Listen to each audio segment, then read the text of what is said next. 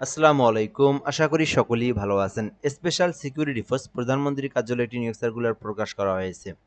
এটি হচ্ছে আপনার এসএসএফ। আপনারা কিন্তু অনেকেই নাম শুনেছেন। এসএসএফ নিয়োগ সার্কুলার। তো এটি কিন্তু একেবারেই সরকারি রাজস্ব খাতভুক্ত স্থায়ী নিয়োগ সার্কুলার। যে সার্কুলারে বাংলাদেশের যেকোনো জেলার যেকোনো প্রার্থী আবেদন করতে পারবেন। তো সম্পূর্ণ ভিডিওটা দেখবেন। এই নিয়োগ সার্কুলার নিয়ে আজকের ভিডিওর মাধ্যমে সকল ধরনের তথ্যগুলো আপনাদেরকে জানাবো। কিভাবে আবেদন করতে হয়, আবেদন সংক্রান্ত প্রসেসটা বলে দেওয়া হবে ইনশাআল্লাহ। সম্পূর্ণ ভিডিওটা একদম শেষ পর্যন্ত দেখবেন। এখানে বলা হয়েছে স্পেশাল সিকিউরিটি ফোর্স এসএসএফ এর নিয়োগ সার্কুলার, প্রধানমন্ত্রীর কার্যালয় নিয়োগ সার্কুলার। এরপরে বলা হয়েছে রাজস্ব খাতভুক্ত নিয়োগ সার্কুলার, মানে একেবারেই সরকারি পার্মানেন্ট একটি জব, এবং আবেদনের জন্য লিঙ্ক দেওয়া রয়েছে। এই লিঙ্কের মাধ্যমে প্রবেশ করে আবেদন করবেন। আরেকটা গুরুত্বপূর্ণ বিষয় বলে রাখি, যারা ভিডিওটা আমাদের ফেসবুকের মাধ্যমে দেখতেছেন, জব প্লাস ভিডিও আমাদের ফেসবুক পেজের নাম। এই পেজে নতুন হয়ে থাকলে ফলো করে রাখবেন। আর আপনি যদি আমাদের ইউটিউবের মাধ্যমে দেখে থাকেন, এম আর রায়হান হাসান এই চ্যানেলের মাধ্যমে দেখে থাকেন, নতুন হয়ে থাকলে অবশ্যই এই চ্যানেলটি সাবস্ক্রাইব করে রাখবেন। তাহলে বাংলাদেশের সকল নিয়োগ সার্কুলার আপনি আমাদের মাধ্যমেই সবার আগে জেনে নিতে পারবেন।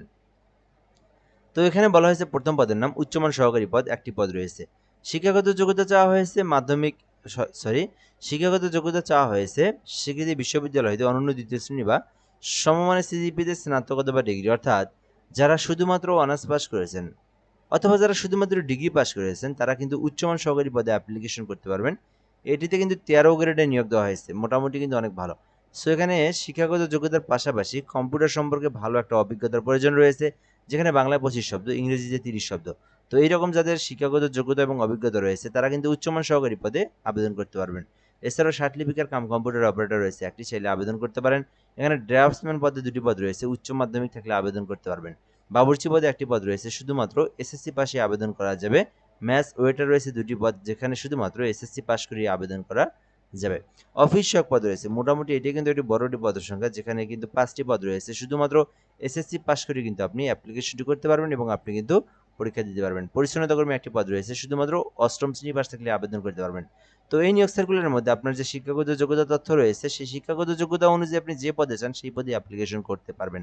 অ্যাপ্লিকেশনটা করার জন্য যে প্রসেসগুলো অবলম্বন করতে হবে, বয়স থাকতে হবে 18 থেকে 32 বছর পর্যন্ত, তাহলে আপনি আবেদনটি করতে পারবেন। সো এরপরের বিষয় হচ্ছে আবেদনের জন্য লিঙ্ক দেওয়া রয়েছে। এখানে কিভাবে অ্যাপ্লিকেশনটা করবেন সেই প্রসেসটা আমি আপনাদেরকে বলে দিচ্ছি। সো এখানে দেখতে পারতেছেন যারা নিজেরা আবেদন করতে পারেন, ssfteletalk.com এই লিঙ্কটাতে প্রবেশ করে আপনার সামনে একটা ফর্ম চলে আসবে।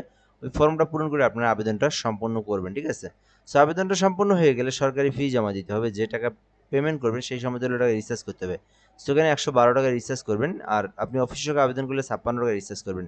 করার পরে প্রসেসের মাধ্যমে ফি জমা দিবেন। এখানে SSF user ID 163 pin number দিয়ে নাম্বার সেন্ড করলেই পেমেন্ট কিন্তু আপনার সম্পূর্ণ হয়ে যাবে। তো আশা করি বুঝতে পেরেছেন। এই পর্যন্তই আজকের ভিডিওটা, এই নিয়োগ সার্কুলারটা এই পর্যন্তই। ধন্যবাদ, ভালো থাকবেন। আসসালামু আলাইকুম।